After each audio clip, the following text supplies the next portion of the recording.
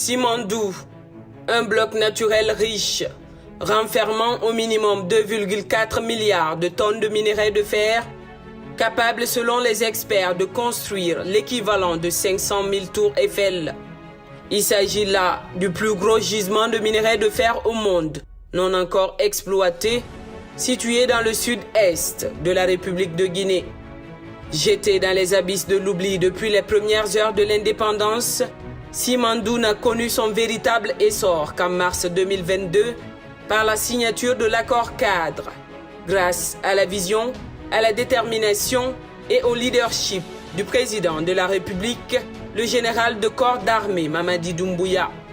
Après la relance des travaux du projet par le chef de l'État en février 2023, l'inauguration du pont PK10 en mars 2023, symbolisant la première infrastructure du projet Simandou depuis l'indépendance, ce mardi 12 mars 2024 constitue inéluctablement une étape cruciale à graver dans le marbre.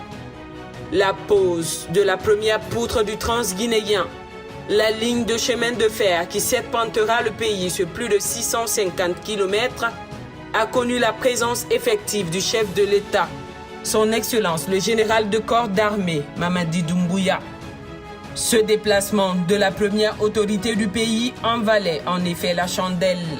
Ainsi, devant le président du conseil d'administration de Rio Tinto, le directeur de Winning Consortium Simandou, le chef de l'État affirme et symbolise par sa présence solennelle que la République de Guinée veille sur le projet Simandou et de sa conformité avec les lois nationales au bénéfice du peuple souverain de Guinée.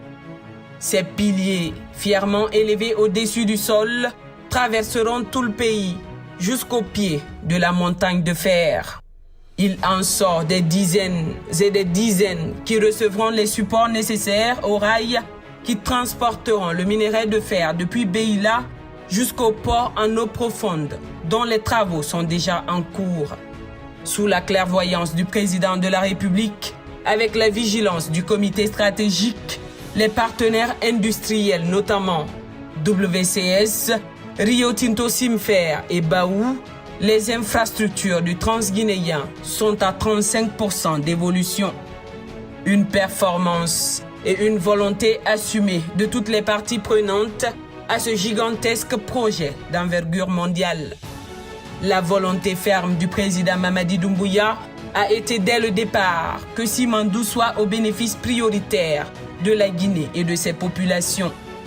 Les infrastructures portuaires et ferroviaires, une fois achevées, seront la propriété d'une société unique de gestion appelée la Compagnie du Transguinéen, en abrégé CTG, dont l'État détient 15% de participation non contributive et non dilutive.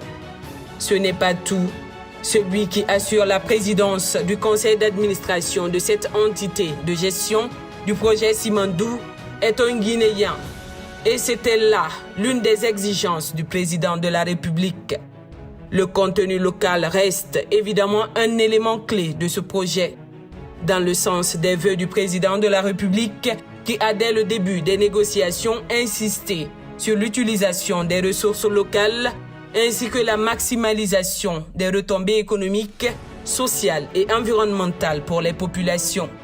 Ce qui inclut l'embauche de travailleurs locaux, l'utilisation de fournisseurs et de services locaux, ainsi que des initiatives de développement communautaire visant à améliorer les infrastructures, l'éducation, la santé et d'autres aspects des urgences des populations à la base. La Guinée se réinvente, la République de Guinée se modernise, elle érige ici les fondements de son décollage économique et la complosphère n'y peut rien.